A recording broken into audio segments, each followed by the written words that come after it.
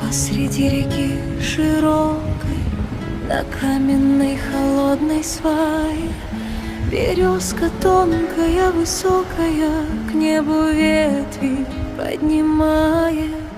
Вокруг вода спешит струиться, ломает отражение дней, а ей стоять и не склониться, и верить в свет среди теней.